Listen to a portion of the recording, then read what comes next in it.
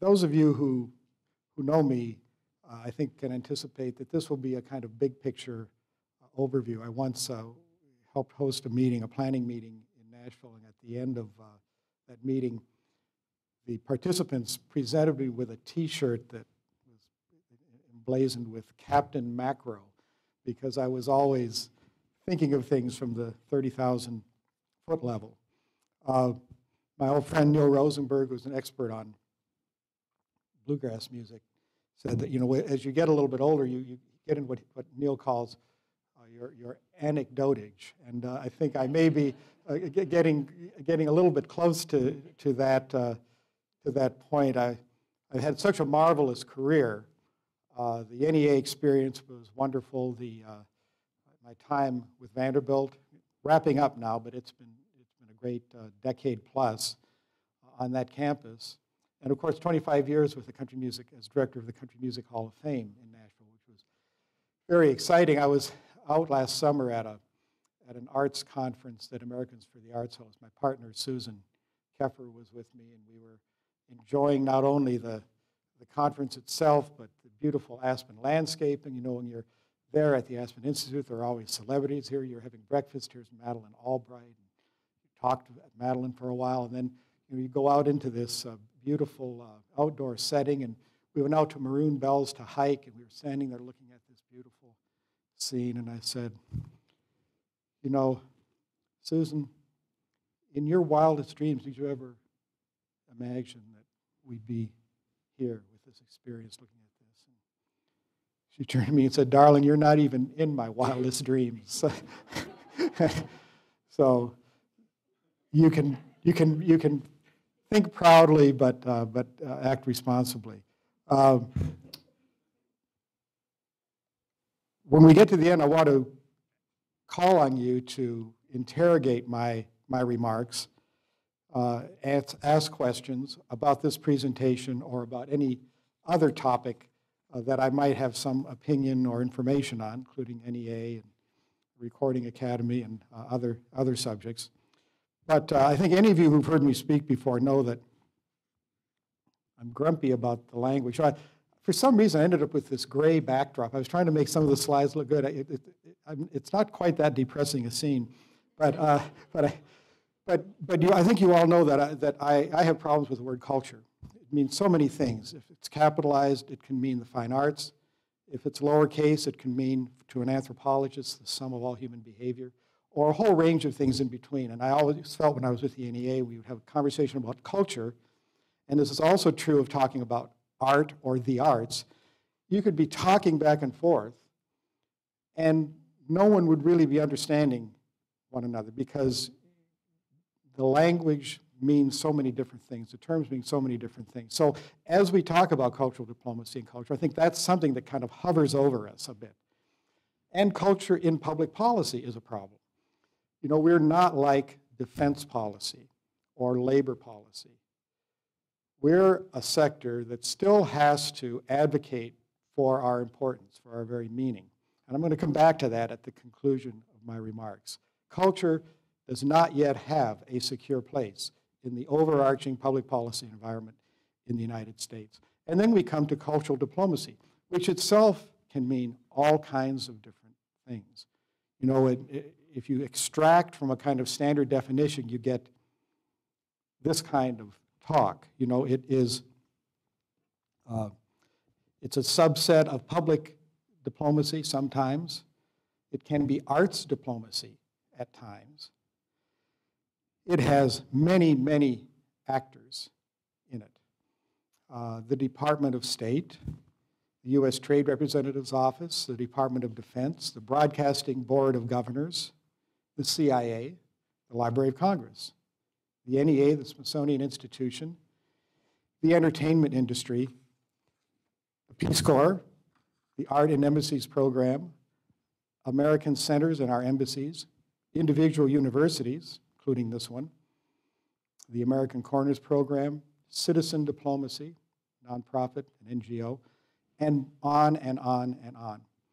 There's no real center, no real center. And I think when a future speaker, Richard Kurin of the Smithsonian Institution, visits, I'm sure all of you will come back to hear Richard, press him on this point, because he really had an experience in his work with Haiti on what it means to not have a center around which cultural work could be clustered in this country. So we know that cultural diplomacy, in fact, can mean this range of things, from, on the one hand, mutual understanding secured over a long period of time. At the other extreme, it can be propaganda, hardcore messaging, advertising.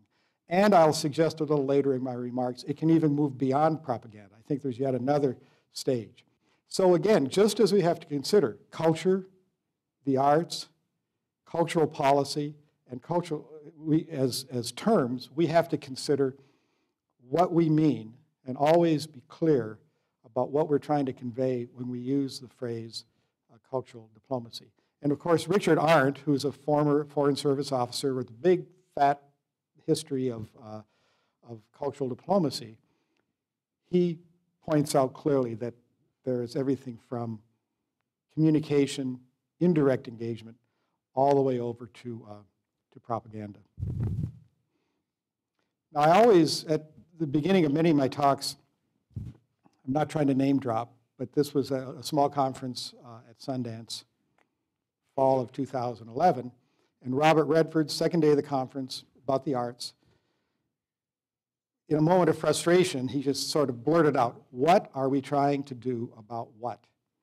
And I think that question is always very important when you talk about public policy in general, cultural policy in particular. And I think it's something that's going to hover over our conversation about cultural diplomacy today. Now, I want to say I express my appreciation to Betty Farrell and the team here at Chicago's Cultural Policy Center. The gratitude is there because this enabled me to go back and visit something that I was engaged in when I was chairman of the NEA, and a subject that I've been interested in for years, but really haven't thought about over the last few years, really since I completed work on Arts, Inc., which was probably wrapping up in 2006 or early 2007.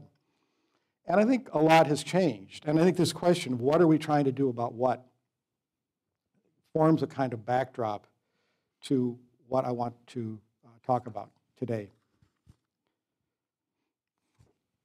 And this. There are limits to cultural diplomacy. If your real policy is shooting missiles out of the sky at people, it doesn't matter what you do around culture. You're not going to change minds. And it's fascinating to me that you just, gosh, as recently as Sunday morning in the New York Times, big article, a secret deal on drones sealed in blood about the arrangement between the CIA and Pakistan about killing some of their targets and some of our targets. Follow-up article in yesterday morning's Times. So people can hate the real policy, and we would be naive to think that cultural work can in any way overcome that. My first book, Jeremiah, I think, described by Professor Rothfield, 2008, has a chapter about the U.S. culture, art abroad. And more recently, just a few months ago, Handmaking America, which is not so much about the U.S. culture abroad, but more about how we handle culture here as Americans and as citizens, and how that does affect the way we are perceived around the world. And I, in blatant self-promotion, just show you the covers of those in case you should be motivated to purchase them and read them. The first book really talks about advances a cultural bill of rights. And the second expands on an idea that I call expressive life, which is a substitute term for the confusion that we experience when we try to use culture in many different settings. And I've been advocating for 5 or 6 years for the phrase expressive life as a substitute. And I have on this same zip drive an entire presentation about expressive life. So if you just want to stay and stay and stay, I can continue to to talk to you. Now, there are two big questions. What is our current situation, and what do we do? What must we do? For those of us who care about U.S. culture abroad, these two big questions, and I want them to stay with us as we go forward. And there's a baseline here. The baseline, to me, goes back to the Cold War. Who is this guy? Brian Cleburne, yes. This is April of 1958. He's winning the Tchaikovsky competition in Moscow. This demonstrated something very important during the Cold War. We could beat the Soviets at their own game. This was Russian high art. A young American had come in and mastered this very, very intense, very important international competition, and he became a hero. Cover of magazines, parade in New York City.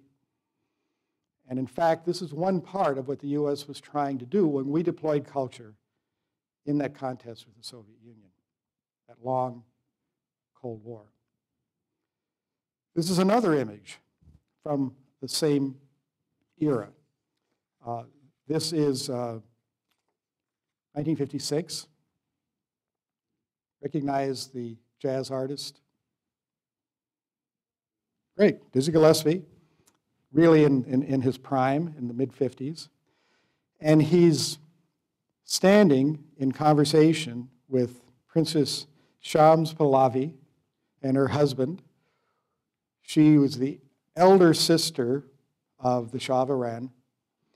And there are so many ideas embedded in this photograph that were important and perhaps in some cases assumed during the Cold War. Dizzy is black. The projection of an African-American artist into these global settings in competition with an alternative view of modernity showed a certain openness in American society that was prized. All of the guests, I presume they're in a consulate or an embassy. I don't know exactly the location. High Western dress. This is sort of, this is cocktail attire. You do not have a sense that you're visiting a very distinct, different culture. And it's obviously a gathering of elites. You don't get a sense that Dizzy is playing in Iran for what we would think of as the people, what we would think of as the people today if we were moving American culture abroad. This, of course, is the other side of the two-headed equation of culture valued in Cold War contest. Van Cliburn shows that we can beat them at their game.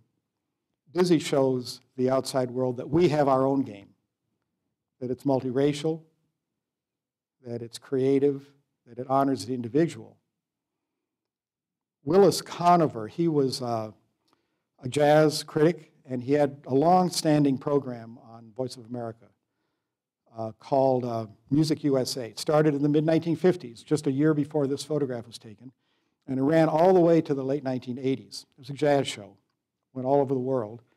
And it was Conover, and I'm not quoting him, I'm paraphrasing him, but he's the one who said, jazz is a perfect metaphor for America's democracy. Everybody starts off at playing the same tune exactly, but then everybody can leave that tune and go off and play their own individual improvised line.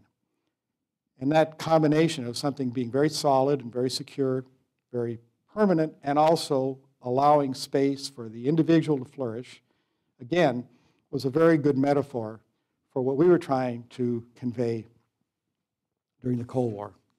Now, my argument is that the Cold War was unique, and I think that that's not necessarily a good thing when we consider cultural diplomacy today. Post-World War II, the U.S. was viewed as being very powerful, but also non-threatening. We had done a lot of good work in the world, and we were not seen as an aggressor. We had the convenience of being in a certain kind of contest. That is, there were two competing versions of modernity. Soviet communism, US market democracy. And those two were going head to head. We were also battling within a large framework of shared Western heritage. So just as in the case of Van Cliburn, there were many places where we could connect with traditions, East and West, Soviet, American. There was, as I mentioned in talking about that photograph of Disney, there was very little concern about publics.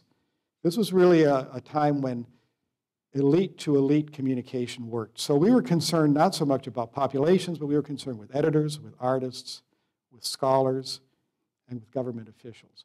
How did they think about us? It was assumed that if those thought leaders thought well of us, that the populations would follow. And then the last thing, we were anecdote rich and evidence poor. We never really figured out if any particular thing worked. It felt awfully good, but we really didn't leave any evidence behind that cultural movement changed minds or changed hearts. So that era seemed to work because of this unusual backdrop. And I would say, gone, it's over. And I think it's important to remember that it's gone because so many of the people who care about cultural diplomacy today are nostalgic for what happened during the Cold War. I've probably been to 8 meetings about cultural diplomacy since I left the NEA. And the two categories of people in those meetings are mostly gray-haired former Foreign Service officers who were CAOs, cultural officers in embassies, who are nostalgic for the old days. And there are people, often also gray-haired, who represent cultural organizations, orchestras, theater companies, that moved art and art makers around the world, and they are nostalgic for these old days. And a lot of the conversation is about how do we get back to that, or how do we do that again, or how do we do something like that. There's really very little thought to the notion that the Cold War created a unique context that will not return. Now, I did this just for fun. This is, the Google Books thing where you can go on and put in your terms, and Google will search all of the books in its database and sort of give you a year-by-year indication of interest. And for me, the blue line is sort of the most interesting. That one is foreign aid. These are mentions in books.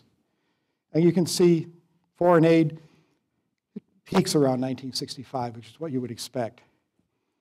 The NASA budget, which is the gold line, it goes up pretty steeply and kind of does bump along, but you can see it really starts to trail off as we get into the present. And NASA is important because it also had a Cold War metaphor. We were going into space. We're competing with the Soviet Union in space. Down at the bottom, what you have are Voice of America funding and the NEA just sort of bumping along. And again, the green line was the Voice of America. You see that it's kind of peaking early in the mid-1950s. Now, this is just stuff, this is for fun. Here's another one. Again, the blue line is foreign aid. This has exploded a little bit. And then you have mentions of foreign students, and then at the bottom is Voice of America. Again, not a real big trend, not that meaningful, but interesting in that mentions in books coincide with this Cold War emphasis on culture. And this just gives us an aggregate for where some of the big numbers have gone. And of course, national defense is a thing. And this slide isn't that meaningful because it doesn't show trend. It just shows aggregate.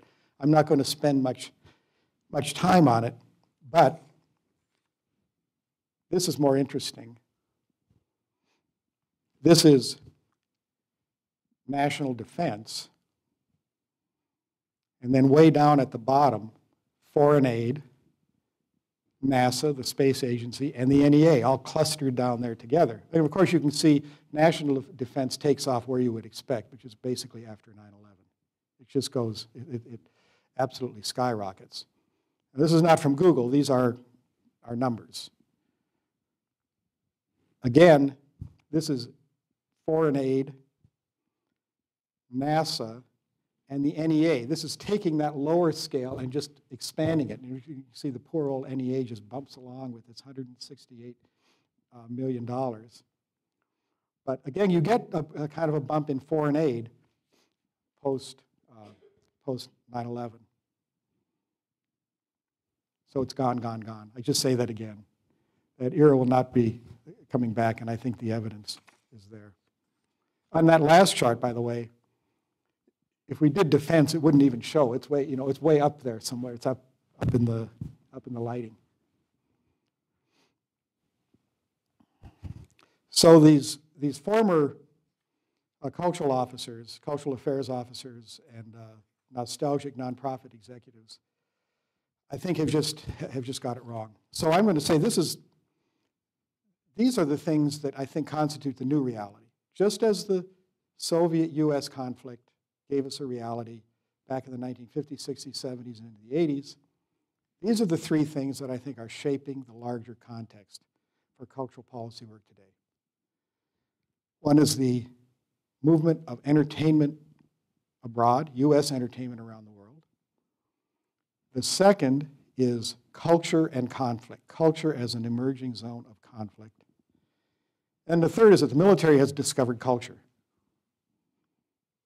Now, I think these intersect at a number of points. I think they don't overlap, but there are points of contact, and I'll try to point them out as I go. I'm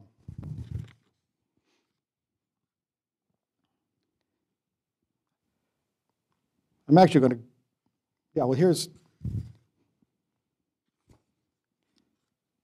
this is the first one, entertainment. Sex and the City in 200 markets around the world. I think it's a great representative of what that challenge really is today. I'll go here. Here are the big shows around the globe. Not necessarily ranked in order, mostly fairly new. Sex and the City is the hottest new show. It's in 200 markets. A few years back when I was writing Arts Inc., I told the story of Baywatch, which at that time had been in 140 markets. And of course, at the time these titles were accumulated, Desperate Housewives had 61.5 million viewers outside the US.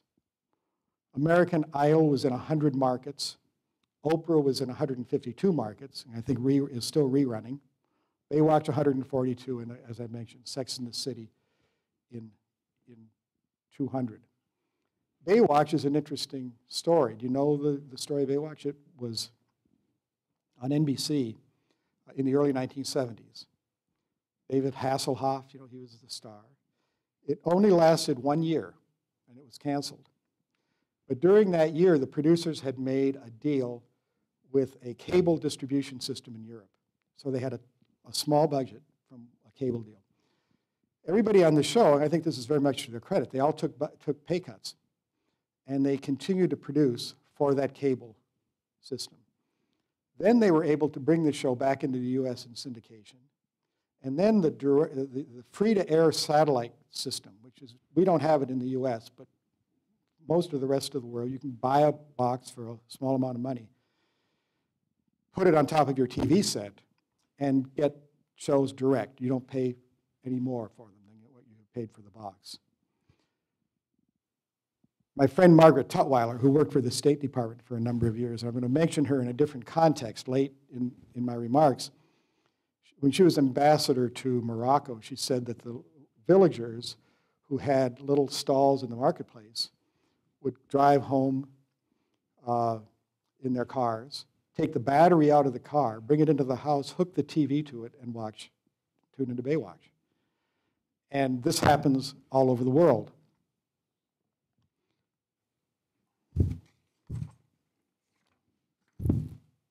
I'll actually back up Martha Bayless is a faculty member at Boston University and is a staff writer for the Boston Globe. She has a new book. It's going to be out, she says sometimes this year. I think it'll be out at the beginning of next year. It's B-A-Y-L-E-S. It's spelled Bales, but it's pronounced Bayless. And the book is Through a Screen Darkly, Pop Culture, Public Diplomacy, and America's Image Abroad. She spent a couple of years traveling all over the world conducting research for this book. She identifies two particularly problematic kinds of shows. Urban singles comedies, which are basically about, rootless people with loose sexual values who appear to be always alone. And then the second is what she terms the Quentin Tarantino model, which is violence loosely attached to loud music and to relatively incoherent plot. Now, her recommendation is that we need to find a way to contest these American products abroad at that end. She comes from a fairly conservative, market-oriented perspective, so she's not very interested in trying to affect things here. But it's an interesting idea that at least she has identified this as a real problem, and certainly it's a context, because what can you do from a public perspective, no matter how much money you put in to a program, to counteract or offset some of the negative impact of some of these programs? And the impact is by all means not exclusively negative. In Professor Rothfield's class today, we were talking about this with some of the students, that, that there are certainly, even in Baywatch presents men and women working together as equals. There's lots of professional loyalty, and there's a sense of working together and freedom that does convey some very positive things about the U.S. and the American way. Let's talk about a zone of contention. There are really two things here that I see in this emergence of culture as a zone of contention. It's so interesting when looking at Dizzy Gillespie in Iran. You don't get a sense that culture was an arena in which people were arguing with one another, or using culture to make points, or using culture to criticize or attack another point of view. But of course, you know what this is, right? The famous Buddhas of Bamiyan Valley. There were two side by side. They were constructed 507 to 550 AD. They were destroyed in March of 2001 by the Taliban. Just as the New York Times was relevant about drone strikes on Sunday, they also had a front page story called Destroying Syria's Past, which was about basically grave robbing and the robbing of historic sites in Syria. That's before and after. Buddha there on the left and not there on the right. The interesting thing about this is that obviously you had a Muslim country, some of the leadership which decided that there was no value in the preservation of a shrine to a religion that was seen as being irrelevant. That is internal, sectarian, cultural conflict, using expression as a vehicle for making points and achieving ideological or religious ends. The second aspect of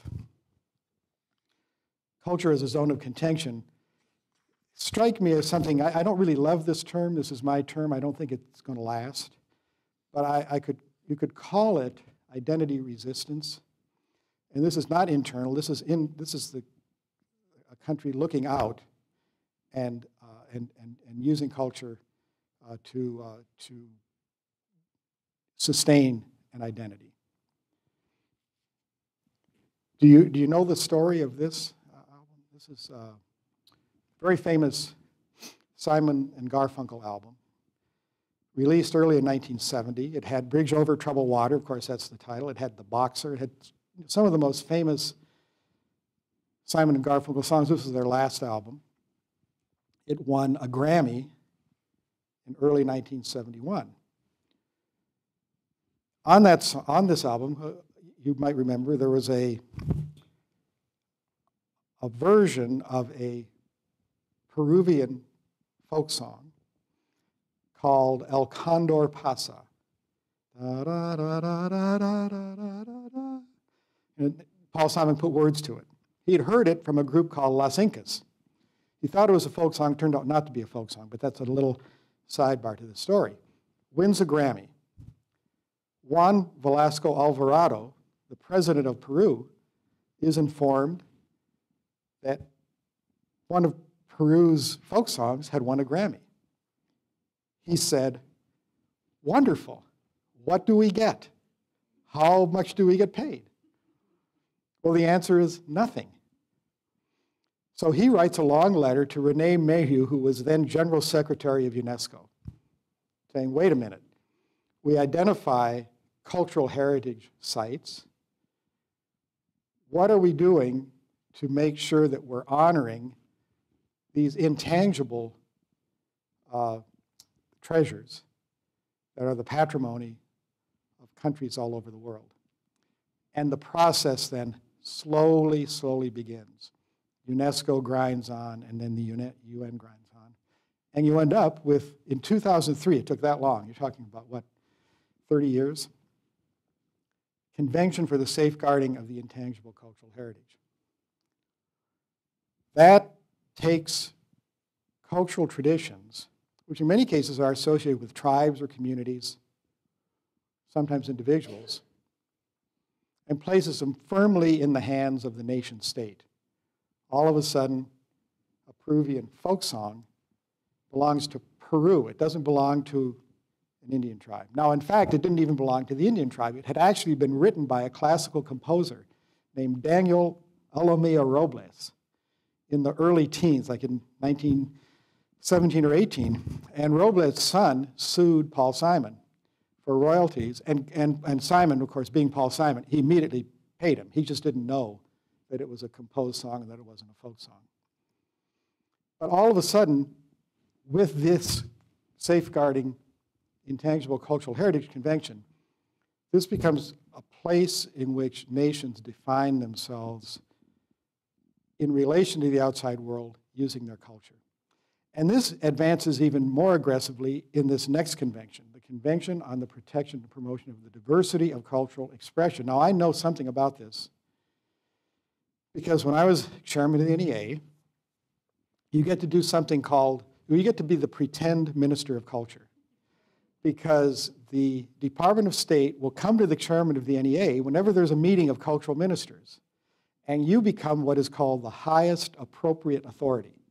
And you're sort of you're designated for a short period of time to go out and represent the United States as though you were Minister of Culture. And one of the times I did this was in September of 1999, when there was a meeting in Oaxaca, Mexico, called by a small informal group of cultural ministers led by Sheila Copps, who was then the Minister of Heritage for Canada. And they decided that there was a need for a convention that would basically allow countries to resist the import of culture from other nations. And Canada, of course, was always concerned about American cultural hegemony. Sheila pulled together an interesting array of countries, France, Spain, many former colonies of France and Spain. And she had this alliance, and she was able to sell this into UNESCO. Our U.S. State Department was so slow. I mean, I wrote them, we wrote memo after memo, this is a looming problem. Finally, in early 2005, it's voted on. It was approved by, I think it was 142 to 2. It was the U.S. and Israel voting no. Everyone else approved it. And it really does lay the basis, lay the groundwork for countries to resist the import of outside cultural products, because those products would dilute the character of indigenous culture. Very, very important, because you have these two areas of contention that really weren't there during the Cold War. Now, they were probably there, but we didn't see them. We were able to ignore them. And then this is the third point, and then I'll be concluding. We'll get to questions and comments. Now, this is something you're going to have. I told you should ask Richard Kurin about the disorganized character of cultural policy work in the U.S., the way authority is scattered and no one can really pull things together. Rob Albro, who's coming along, and Rob is going to talk about, his subject is going to be something else. He's going to talk about online networks as global communities. But ask him about military and culture, because he knows a hell of a lot about it, and he'll say really smart things. Now, I put this up. This is the Field Manual of Counterinsurgency Operations. This is the famous Petraeus Doctrine. This is the commercial version. You know, you can download it for nothing from the Army, but I wanted the book, so if you can buy it on Amazon, and they've just sort of repackaged it. It's one of those ugly, it looks like a Xerox copied book, but this stands for a lot of different things. Yes, counterinsurgency is an important part of where the military's engagement with culture is going. But it also represents the influence of neoconservatives who have argued successfully that the U.S. should always advance diplomatically by projecting power. And sometimes it's just a negotiated power, but very often it's military power. That notion that we should advance our interests through cooperative, shared negotiation is not in their playbook. It's also a good kind of marker for the emergence of the concept of the homeland and all of the sense of protection and aggression that kind of comes along with that. So it's really about the militarization of lots of things about the way we relate to the outside world, including culture. This is sort of what Petraeus is talking about. It's about influence, support, influencing the population, gaining support of the population, and gaining control over the population. Culture fits into sociocultural factors. I think it's chapter 8. There's a chapter called Sociocultural Factors. And these are the various factors. And you see culture is planted right in the middle. And if you go to culture, the subset of culture ends up looking like this. It looks very anthropological. But much of what we would think of as culture that would work in a cultural diplomacy agenda can be found here. And in addition, these are expressed, there are sometimes expressed as grievances. So that's something that we wouldn't normally, we wouldn't export our grievances, nor would we import other people's grievances. But for the military, that's an important factor, what drives conflict.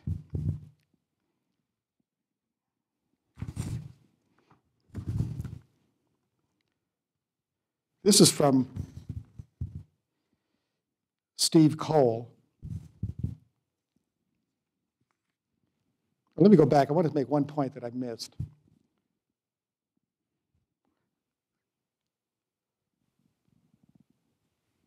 This notion of influence over a population, if we were to go back to our very early kind of definition of what cultural diplomacy includes, I said on the one hand, it's sort of mutual understanding developed over time. The other extreme is propaganda. It's just advertising, messaging.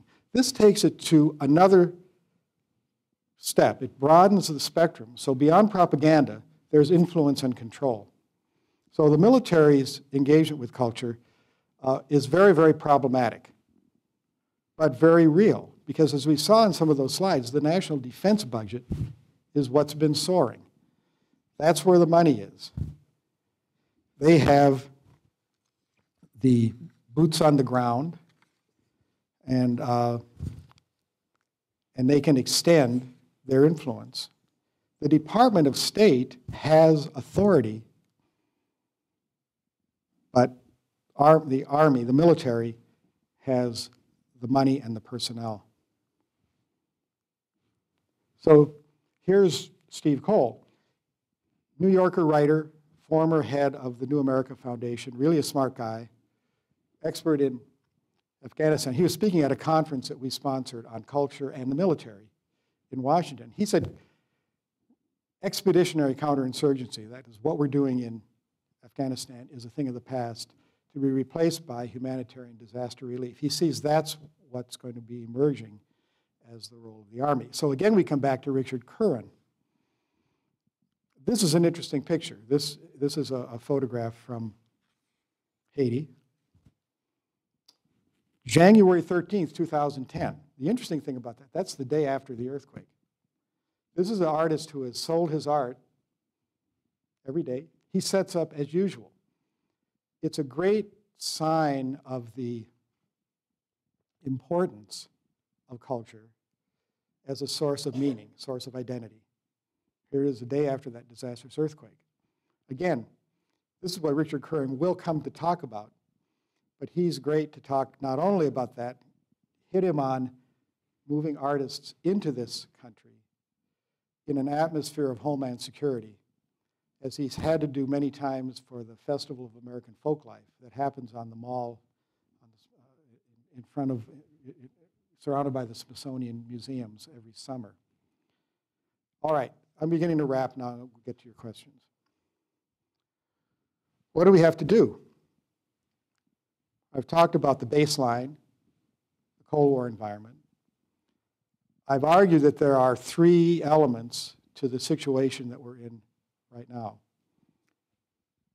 Massive export of entertainment, the emergence of culture as an area of contention internally within countries and an arena of resistance, and then finally the discovery of culture by our military. That's our new context. What do we do? Well, I think first of all, we give up on the old model. I'm saying this is the third time I've said it, but I think that notion of nostalgically getting back to the Cold War is persistent. You know, when the New York Philharmonic goes to North Korea, everybody gets excited. Oh, we're back, you know, and it really isn't there for us like that anymore. So I think we have to really abandon that old model. Then I think we have to find the places where the old still kind of works. And there are places like that. I think what the Terra Foundation is doing is very interesting. You know, that they're moving pieces of a collection around the world, and they're sponsoring exhibitions of American art or comparative exhibitions of American and other kinds of art in different places around the world. China is a place where I think old-time cultural exchange still works. It still means something to bring musicians, art exhibitions. It's not easy to work there, but I think it can be effective. We're still respected in China. I think according to Pew, we have a 58 or 59% approval rating in China, 66% in India. Where in Turkey and Pakistan, our approval rating is 17%. You know, that goes back to that drone picture. You know, you're not going to do much with culture if your approval rating going in is 17%. Then I think we have to really engage the military. They're doing things with culture. They're hiring anthropologists and consultants, and they're trying to use culture in a fairly instrumental way.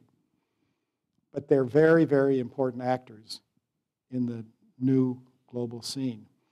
And if Steve Cole is right, if we're not going to see boots on the ground warfare, counterinsurgency, but we're going to see instead the military deployed for humanitarian relief, disaster relief, this becomes very, very important. You know, you have, like the U.S. Committee of the Blue Shield, which is a nonprofit that's not that old, that's organized entirely to protect monuments and cultural sites in countries that are engaged in conflict. And I met a woman at our conference in Washington, and what she had done was her job was to prepare GPS maps of Iraq so that as people drove tanks around, they wouldn't run over important graves. Now, they came to it a little bit late. There was a lot of destruction of culture in Iraq early on. But I think the idea is a good one. So engaging the military is critical because they're there. They're going to be there. Then I have metrics. I have the Tutwiler idea. I mentioned Margaret Tutwiler earlier in another context. When she was Undersecretary of State for Public Diplomacy, she'd been ambassador to Morocco. And she and I were talking about, well, what can you do? Well, she said, well, let's try to develop some metrics. Let's go to a place where the U.S. has real problems, but where it's still possible to work. She suggested Morocco because she was familiar with it. And you could also do it with a city. Go in, survey attitudes toward the U.S., work with Pew or some other credible partner, and then go in and blanket that community or that nation with cultural experiences, bring U.S. culture. And then at the end of 2 months or 6 months or a year, go in and measure it again. Did you move it? If you moved it, then you've got something. Then you can talk numbers. And that, I think, is what the State Department and other policy actors really require. The other kind of research, the other kind of metrics we need are probably out there. We were talking about this in class this afternoon. I'm guessing that there are psychologists who are studying the way people who get to know one another well, or who play in the same string quartet, or who do something cultural together, how their relationship improves, or if it doesn't improve. That somebody is studying the impact of shared cultural experience on attitude and behavior. We need to find that research and pull it into our argument to go along with trying to prove that cultural engagement in critical situations can change opinion. We need to do something about American popular culture around the world. Probably was the most contentious part of the conversation in Professor Rothfield's class today, because, on the one hand, well, are you going to censor it? What do you do? How do you handle the fact that Baywatch or Sex and the City is on point, conveying the story of America through culture around the world? As far as I know, there has never been a meeting between the high-level Department of State officials and high-level leaders of the entertainment community just to talk about it. I think it would be interesting just to get people in a room and have a nice dinner and say, what do you think? This is a problem. I suspect when Martha's book comes out, it's going to have in it some real metrics about where shows are popular and where attitudes toward the U.S. are of a certain character. I think she's going to have stuff like that. But just start the conversation. And then listen, don't just send. To me, as I said, the team here at Chicago's Cultural Policy Center sort of invited me to take a look back at this. And it's not deep analysis, but when I went back and looked at the Cold War and looked forward, the thing that I noticed that's jumped out at me is that we've never listened.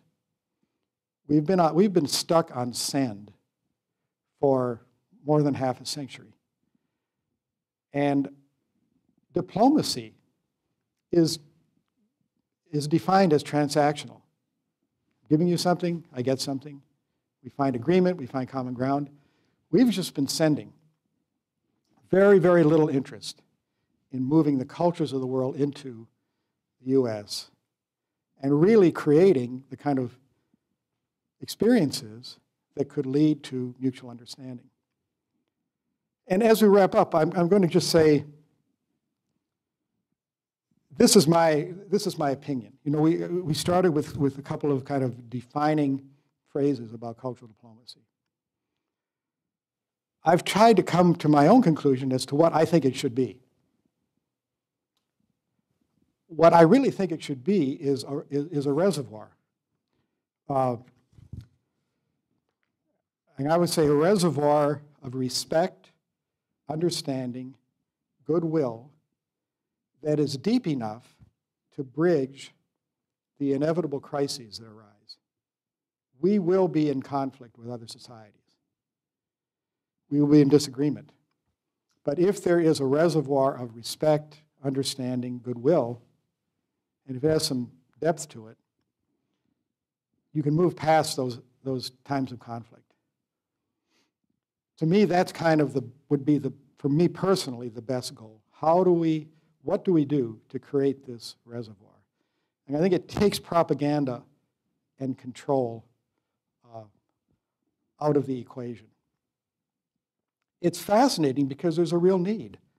We know that America's image is not what it has been. And even in places that like us, they don't like us as much as they used to. Now, it's not only because we're not working with culture abroad, but it's moving the American story around the world can have real value. And I think we have a challenge here at home. I alluded to this at the very beginning. And I think this is, again, something you can talk to all of the people, all of the speakers who come through over the next months. We do not engage culture very coherently in American society. And if you walk into the average policy actor, a member of Congress, a mayor, you say, I'm from culture, I want to talk to you about culture, I'm from the arts, oh my God. They, immediately there's a glaze that goes over the eye, they know exactly what you're going to talk about. And they know exactly what they're going to do. They know how much they're going to do and how little. And I think we need to change that conversation. I've been pushing for expressive life as the term, but I think we need to talk about cultural engagement as a public good in a post-consumerist democracy. How do we create a high quality of life if we're not just going to each pretend that we're like miniature Donald Trumps living in a miniature palace with 2 miniature cars? How do we really craft a high quality of life in the kind of society we're probably going to live in?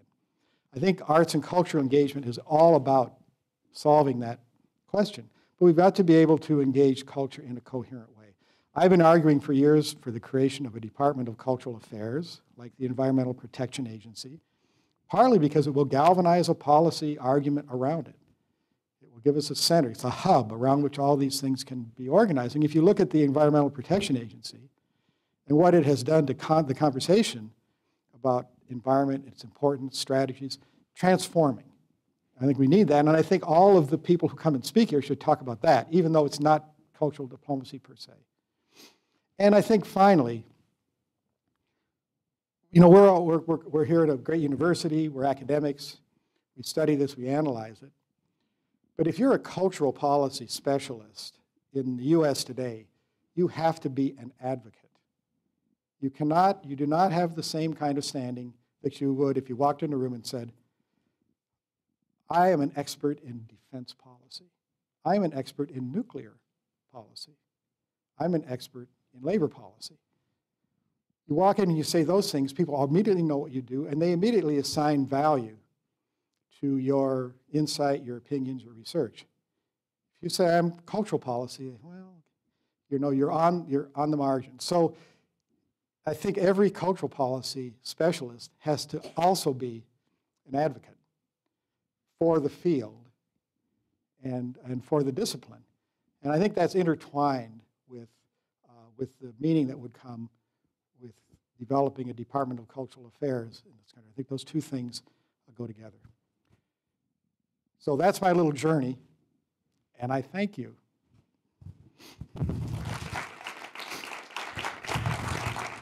Now, yeah, I'll field them. Any comments or questions? Yes. You mentioned the Cold War, the context in your talk. I was wondering if you could say more about the ongoing legacy of colonialism and how that impacts the types of cultural diplomacy that you've seen in your time with the Yeah, I've really been thinking about that lately. I think colonialism, in part, created the false glow within which Cold War cultural diplomacy went forward. as I said earlier, I'm known as Captain Macro, so I'm always thinking about these big things. But over the last few months, I almost feel that we're witnessing a global pushback against the Enlightenment.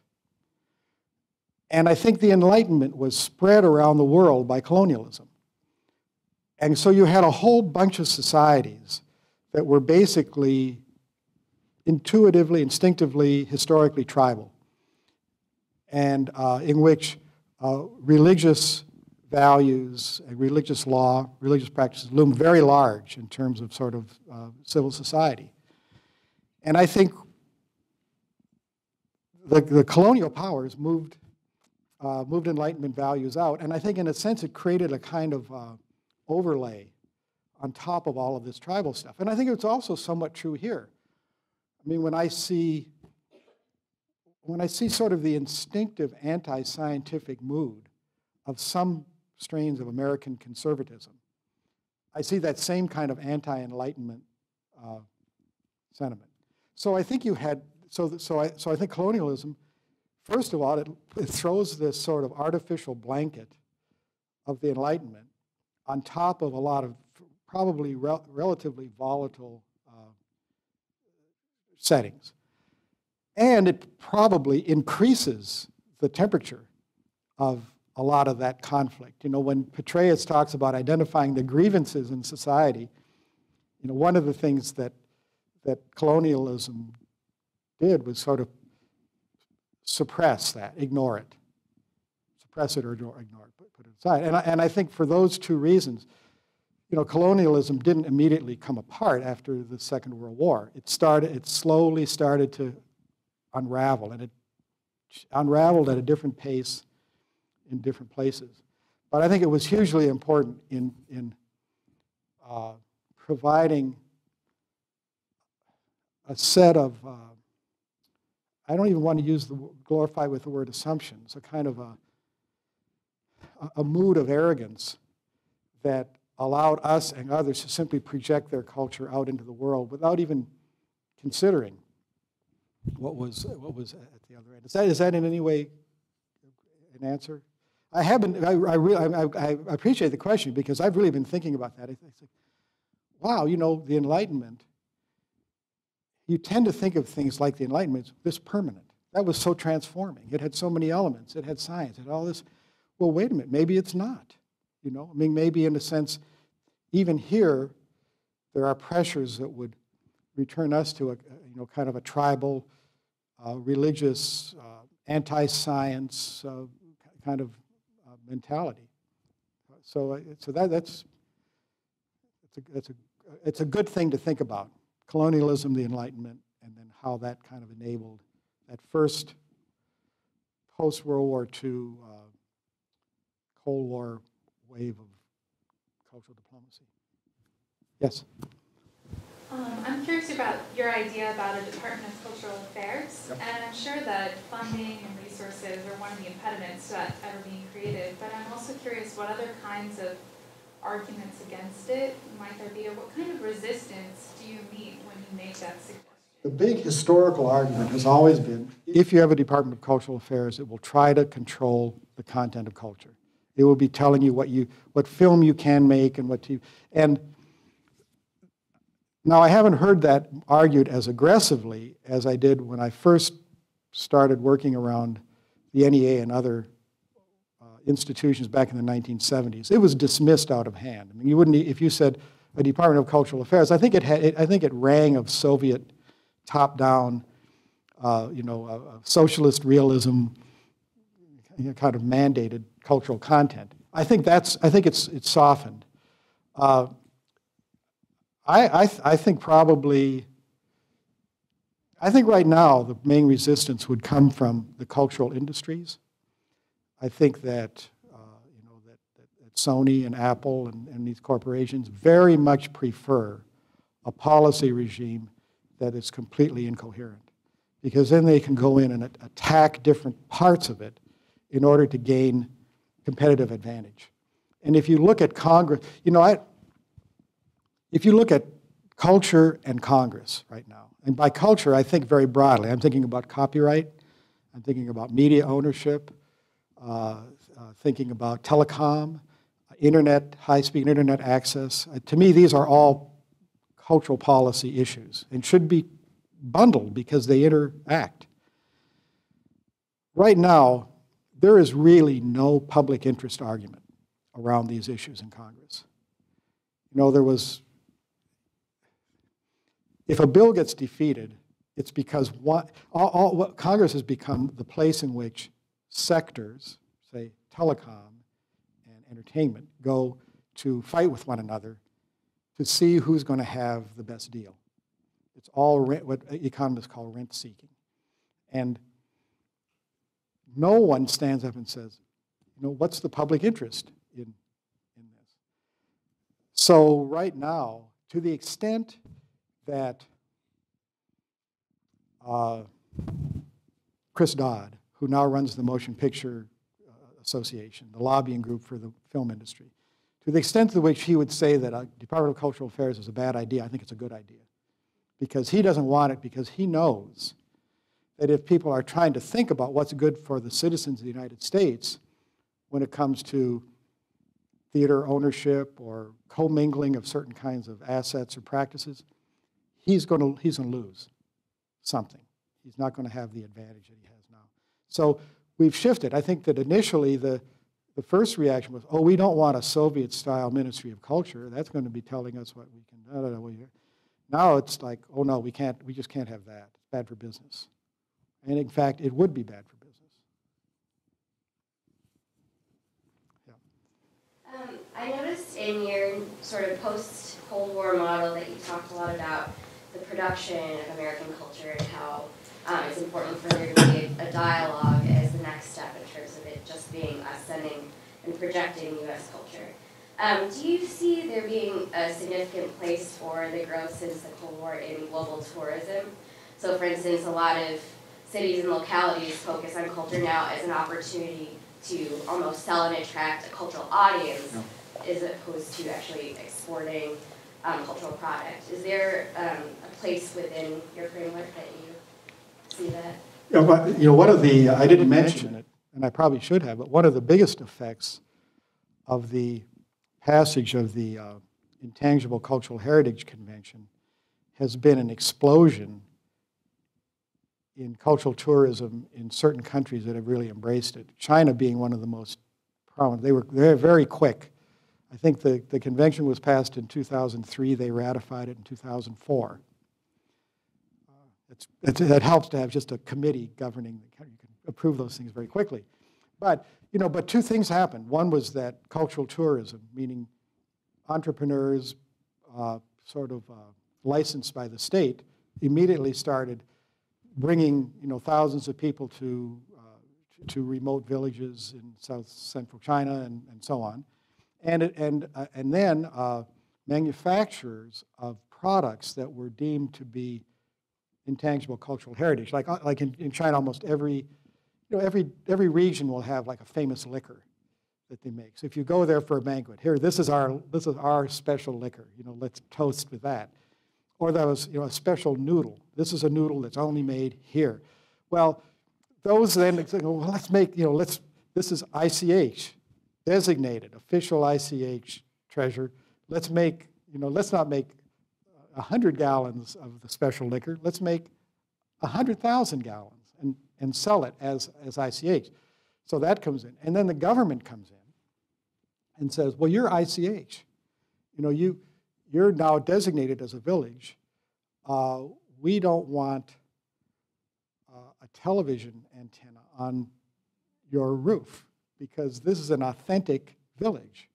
You have to wear the nashi or the bai costume every day because you're an official designated nashi. So all of these things start to happen. Some of them can be very positive. Some of them can be negative. I work a lot with scholars in China, and they're caught in this dilemma, which they go out and do research in a rural village, and they discover great music, great costume, traditions of building and theater and dance that go back centuries, And then they bring this forward, it gets designated as ICH, and a few years later, it's overrun with tourists, and in a sense, it's ruined. Now, their response to me so far, they don't really push back against this. They just say, well, we're going to move to another village. There's another one that's more remote. And I guess China is big enough and has enough remote areas so they can just keep doing this for a long time. They'll certainly outlive me in that practice. But it's usually problematic. But I do think that, and I'm not, in a sense, I'm not really answering your question, because the burden of the question was, does cultural tourism help understanding, or does it achieve a diplomatic or a cultural diplomatic result? And it might. That might be a very good way. Interestingly, we were chatting about this over lunch today. The U.S. has a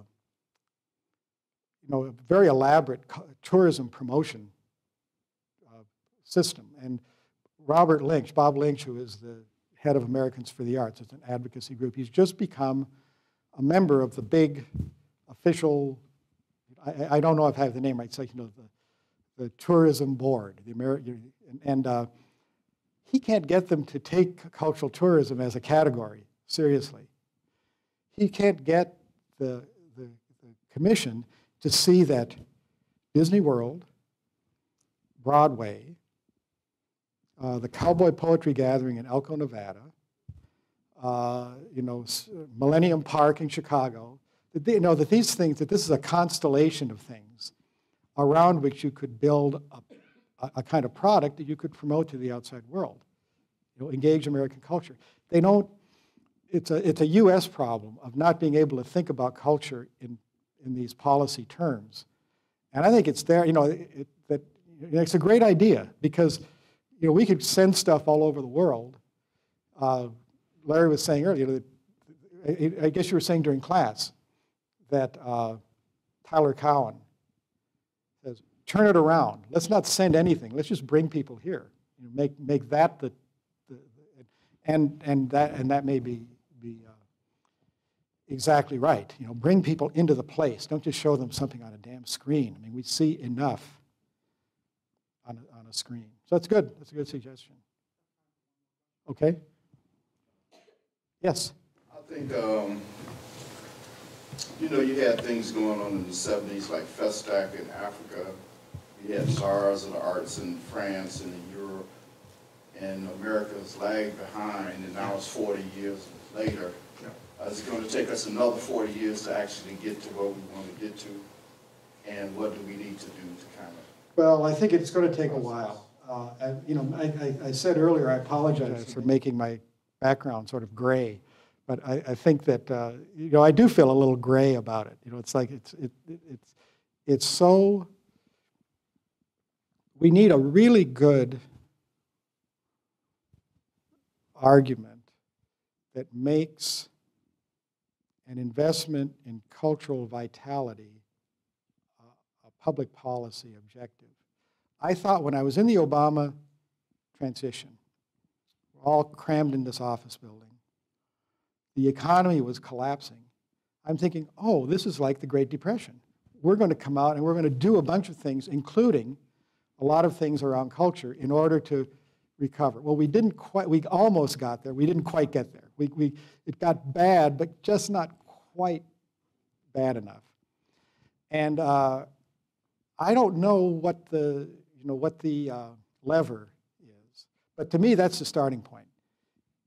If Americans understand that cultural heritage and personal creativity, their personal voice, that those two things are a pathway to a high quality of life, then we can begin to say, okay, what do we build on that? What do we have to do if we believe that's true? The problem is right now,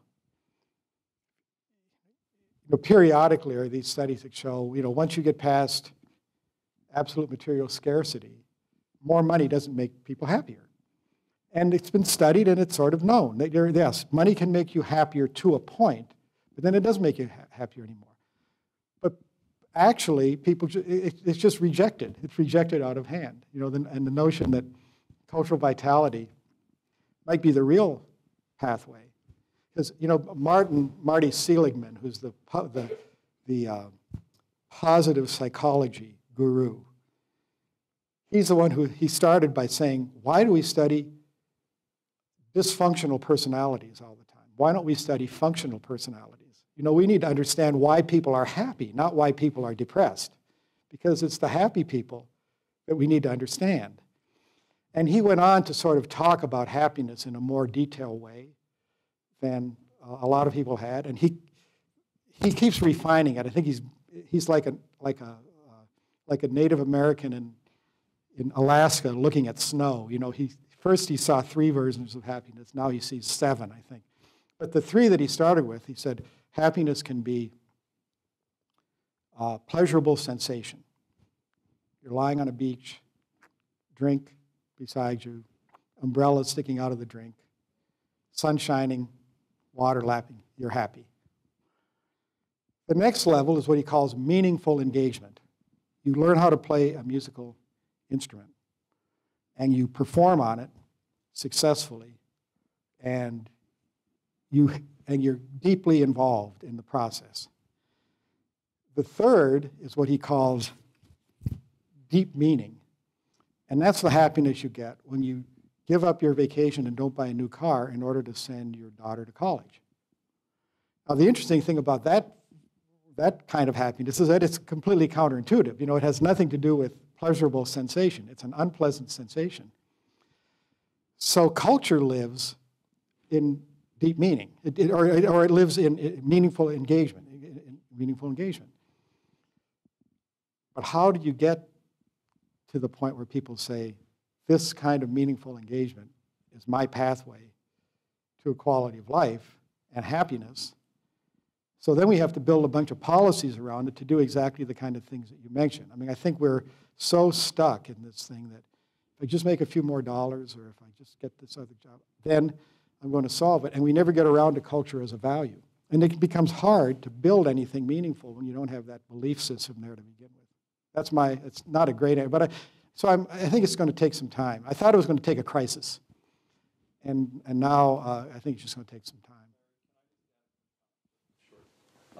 It's interesting because there was an economist a few years ago who wrote about a very simple conundrum that really perplexed him. And he said, just to play off what you just said, if you know that buying a new car, which you have yearned for, and you buy, and you have it, and then you're stuck on the Kennedy Expressway from O'Hare, and you realize that it is just a car among many cars, and it loses its patina very fast in terms of the pleasure it gives.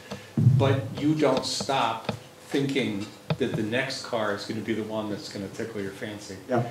And we seem, as human beings, unable to lose, or we seem unable to learn the lesson in an accreted way that leads us to a different position about that, and we endlessly repeat it.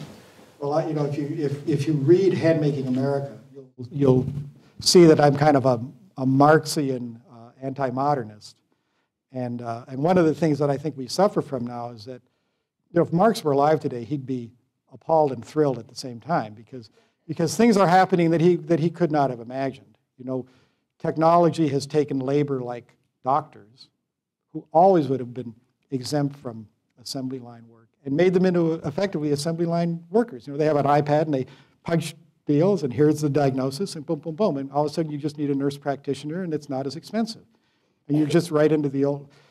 And I think that the combination of forces that we live in today, particularly the power of advertising to manipulate us, combined with the actual impact of technology, and then the impact of a class of public intellectuals who support technology as the solution to everything. That combination has put us into a real corner. And I think it relates to your point. I mean, I don't know if it's human or if it's American. I'd like to think it's human, that everybody anywhere in the Australian outback gets caught up in the new thing, and then the thrill wears off, and then they want the next new thing immediately. I'm afraid it may be a little bit our special pathology. Well, time might tell, but I think we're in a very difficult period right now. I mean, you buy an iPad, you don't even know what it's for, and before you know it, you're buying a second one because the second one is better than the first one, and the third one is still better. And yet at the beginning, you don't know if it was ever something you actually really needed, or even wanted. I know, it's just another thing to occupy time and to make us feel a certain kind of anxiety. And I think it's a tough time in that regard right now. And I think cultural engagement is an antidote, but it's kind of increasingly unavailable because that class of public intellectuals is telling us again and again that everything is available on a screen, and that no authentic experience is really better than something that can be simulated on a screen. You know, if you were to say, just a last comment, if you just capture information out of the air, and somebody came up to you and said, well, gosh, you know, we've had this big digital revolution. What percentage of music is sold now, you know, on the compact disc? You know, the thing is almost gone, right? 65% of music sold on compact disc now.